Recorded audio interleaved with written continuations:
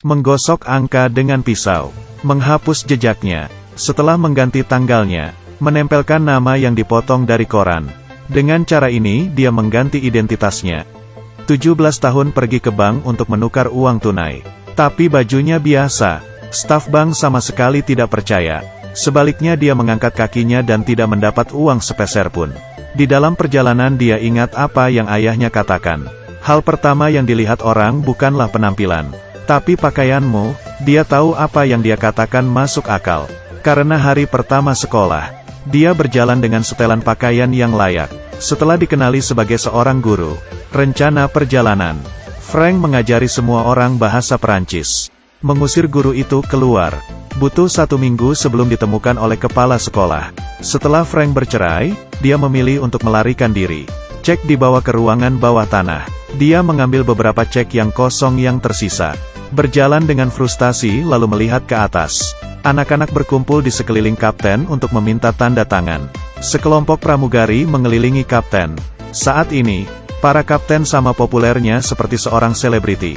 Dia memiliki ide untuk memakai seragam sekolah yang diberikan oleh sekolahnya, menyamar sebagai reporter mahasiswa dan berlari ke maskapai. Memahami kesaksian dari stafnya. Setelah itu dia membuat 1 set seragam dan sebuah lencana.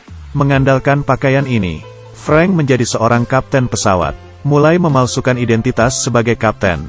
Dia memalsukan logo dari pesawat, menempelkan di atas cek itu. Ini adalah kelahiran dari maskapainya, maskapai palsu. Dia berjalan ke bank tanpa peduli. Kali ini dia sukses besar. Mengeluarkan cek palsu yang ditujukan ke sebuah maskapai dengan percaya diri. Mengeluarkan uang tunai dalam jumlah besar dengan mudah. Lalu dia membeli ratusan model pesawat. Jalan menuju kesuksesan di musim panas. Sekarang menggunakan lencana palsu untuk naik pesawat gratis. Sambil mengumpulkan uang. Juga menangkap perhatian pramugari tetapi dia tidak puas. Berpura-pura tidak sengaja bertemu dengan teller bank. Setelah mengetahui rahasianya, dia pergi ke pelelangan untuk membeli 1 mesin ketik murah. Mulai memalsukan banyak cek palsu yang penuh dengan uang. Tapi ini juga akan menarik perhatian dari FBI. Banyak cek palsu, kasus yang serupa, lokasi yang sama persis. Carl yang menargetnya langsung mendobrak pintu. Seharusnya langsung panik. Tapi dengan tenang dia berjalan keluar dari toilet. Mengatakan bahwa dia bekerja di intelijen. Kejahatan ini membuat polisi lolos. Carl meminta untuk dia menyerahkan dokumennya. Dia mengecek dompetnya tanpa ragu-ragu. Dan membuka tirainya. Mengatakan bahwa pasangannya sudah memegang di dalam mobil. Inilah tetangga yang sedang menunggu anaknya masuk mobil di pinggir jalan. Belum lagi itu sangat mirip dengan pendampingnya. Memanfaatkan waktu ini, Frank mengatakan bahwa dia akan mengirimkan bukti ke rekannya. Bergegas ke bawah membawa sesuatu. Carl memiliki kepandaian dalam pertarungan profesional. Setengah sarjana. Lalu Frank sudah lama menghilang di keramaian. Media telah melaporkan ini. Dan panggil dia James Bond. Tapi kecantikan ini seperti awan saja. Tapi dia adalah seseorang. Jadi dia membangun dirinya dengan ikatan yang nyata. Wanita cantik dengan mobil sport. Dengan identitas dan kekayaannya saat ini. Setiap malam, wanita cantik ini menemaninya. Tapi dia masih merasa sangat kesepian. Bosan, dia menelepon Carl. Aku ingin melakukan yang salah. Aku minta maaf. Dan mengirim alamat aslinya. Tapi Carl tidak percaya. Langsung menusuk perutnya dengan lembut. Kamu meneleponku? Apakah karena kamu kosong dan kesepian? Dia panik. Dia tidak ingin siapapun melihat sisi lemahnya. Menutup telepon dan meninggalkan hotel. Carl mengetahui bahwa nama lama Frank. Namanya. Lawannya begitu lama. Hanyalah anak kecil yang belum bisa melakukan apa-apa. Mengikuti garis yang hilang itu. Dia segera tiba ke kampung halaman Frank. Dia mendengar bahwa anaknya memalsukan banyak uang palsu. Orang itu dengan cepat mengeluarkan tabungannya untuk melunasi hutang putranya. Kamu berhutang lebih dari 1,3 juta. Apakah kalian yakin bisa melunasinya? Ibunya sangat kaget mendengar angka itu. Carl juga menjadi tersesat berjalan ke sisi lainnya. 1. Frank pergi ke rumah sakit untuk menemui seorang teman. Dia bertemu dengan seorang perawat yang imut. Pada saat mereka saling memandang, dia berkata ke diri sendiri, harus mendapatkannya. Mereka mendapat gelar doktor dari Harvard Medical School. Dia membaca buku medis selama beberapa hari. Beruntung dia lolos wawancara dengan supervisor rumah sakit. Frank menjadi seorang dokter. Dia jatuh cinta dengan perawat itu. Seorang pasien berhubungan dengan seorang dokter di dalam rumah sakit itu. Frank langsung muntah saat melihat ini. Sepertinya dokter ini tidak pandai untuk berpura-pura. Dia memutuskan untuk mengubah karirnya lagi. Selanjutnya dia pergi mengunjungi ibu perawat itu. Di depan mereka, dia telah lulus ujian dari orang tuanya, memiliki sertifikat sebagai pengacara, tapi dia tidak menyangka, ayahnya adalah jaksa senior.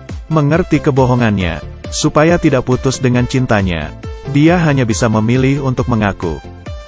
Aku bukanlah dokter, juga bukan pengacara, aku bukan semuanya. Aku hanya seorang yang jatuh cinta dengan putrimu. Ayahnya sangat terkesan dengan Frank.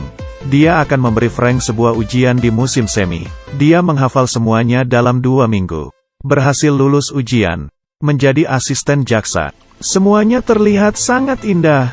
Frank mendapat perasaan keluarga yang sudah lama hilang.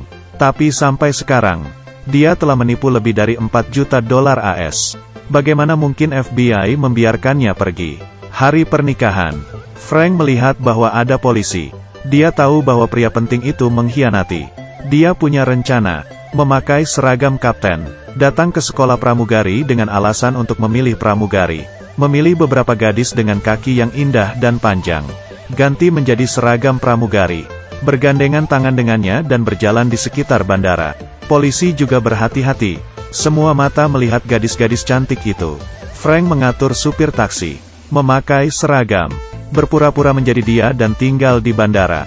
Menggoda lagi seperti ini. Yang ketiga, lolos menggunakan cek palsu ke seluruh dunia. Namun Carl tidak menyerah. Melakukan investigasi. Mesin cetak cek ini berasal dari Perancis. Carl menemui Frank.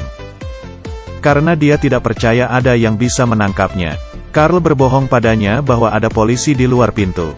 Dia harus memborgol tangannya, menutup sertifikat. 4 tahun kemudian dia dipindahkan ke AS oleh Carl. Saat itulah dia mengetahui bahwa Amy sudah meninggal secara tidak terduga. Dia terdiam dan melepaskan tangisan. Dia menyelinap dari toilet, langsung melihat ibunya. Menemukan tempat dia tinggal. Dia melihat seorang gadis yang lugu dari kaca.